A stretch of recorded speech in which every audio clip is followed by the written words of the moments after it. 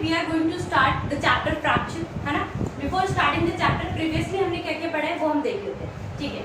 तो आज का हमारा जो टॉपिक है वो क्या है बच्चे? फ्रैक्शन, ठीक है, फ्रैक्शन एंड डेसिमल, राइट। हाँ चलो, basically this is the part of number system, है ना। लेकिन आप बोलोगे मैम नंबर सिस्टम जब पढ़ा तो वहाँ पे फ्रैक्शन वर्ड हमने नहीं पढ़ा। जैसे अगर हम नंबर सिस्टम की बात करते हैं तो नंबर सिस्टम में आपने अभी तक इंटीजर तक पढ़ लिया और इंटीजर में कोई दिक्कत नहीं आपको। नंबर सिस्टम में हमने पढ़े हैं रैशनल नंबर। क्या पढ़े बच्चे? Rational numbers. रैशनल नंबर्स क्या होते हैं? Every number which can be express in the form of p by q is called rational number, है ना। क्या बोल रहे हैं हम? numbers that can be expressed in the form of p by q, where p and q are integers and q is not equal to 0, क्योंकि अगर q 0 हो गया तो ये नंबर क्या बन जाएगा? नॉट इक्वल, राइट, ठीक है। अब ये जो हमारा रैशनल नंबर है ये फर्दर हम क्या करते हैं, इसको दो सेट में डिवाइड करते हैं। कैसे?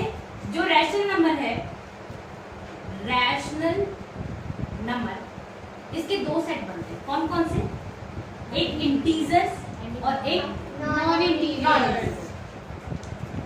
इंटीजर्स हमारा फर्स्ट चैप्टर का हमने बहुत अच्छे से पढ़ा हुआ है, राइट।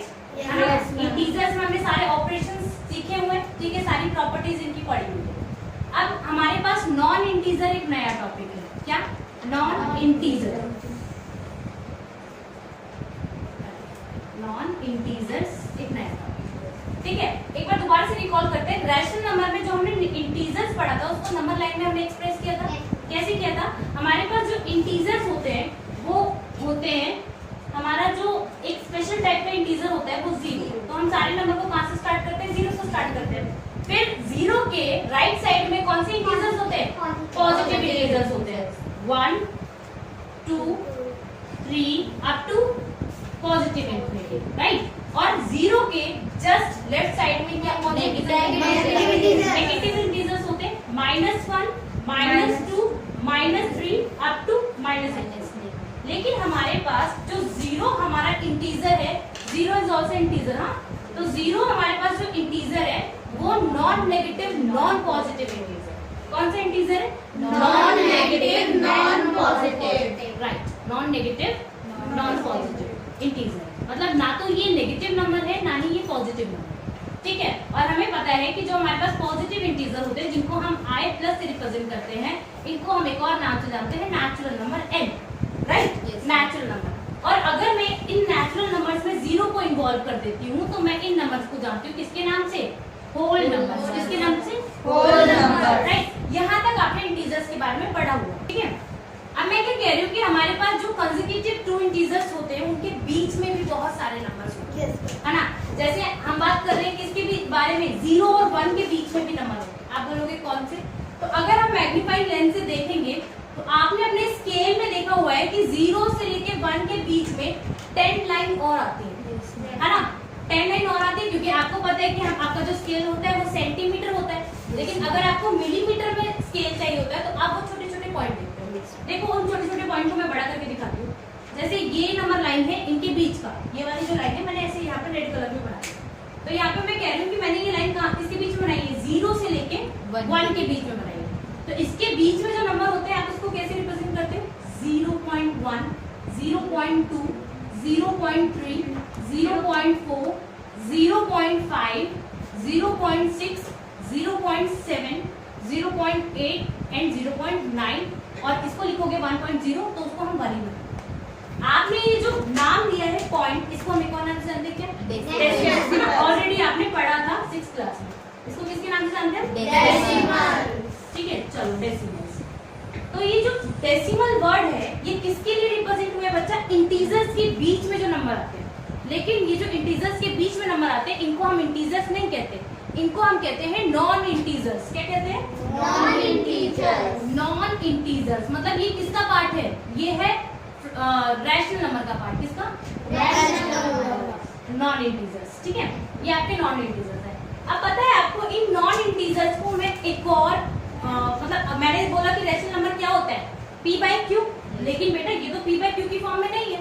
हमने तो पहले भी पढ़ा था कि 1 can be written as 1 upon में 1, तो ये तो p बाई क्यू की फॉर्म है। और 2 अपॉन में 1 is also of the form of p by q, मतलब ये तो रैशनल नंबर है। अब मैं कह रही हूँ कि ये जो नॉन इंटीजर है ये भी सेट है किसका? रैशनल नंबर का। तो मतलब इस नंबर को भी मैं p बाई क्यू की फॉर्म में लिख पाऊंगी।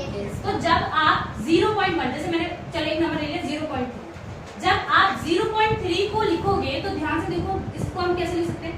जहां से भी अच्छा ये जो 0.3 है ये 10 पार्ट का एक पार्ट है। ये जो नॉन इंटीजर्स हैं इसी का ही पार्ट है।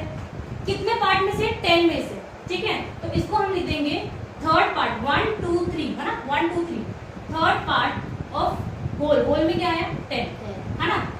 या फिर इसको आप रफ लैंग्वेज में पढ़ सकते हो कि यहाँ से पॉइंट हटाया और जितने डिजिट थे पॉइंट के बाद उतने 10 लगा दिए, 0 लगा दिए। ठीक है, तो 3/10 0.3 can also be written as 3/10 बन गया p बाई की फॉर्म। तो क्योंकि ये p बाई की फॉर्म है तो ये भी आपका एक सेट है किसका? रैशनल नंबर का।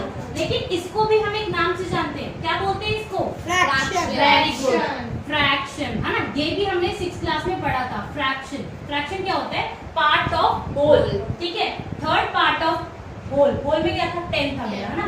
तो फ्रैक्शन किसको बोलते हैं? Part of whole. ठीक है, तो ये सारे नॉन इंटीजर में आते हैं और ये है आपका इंट्रोडक्शन चैप्टर का फ्रैक्शन एंड डेसिमल, है ना।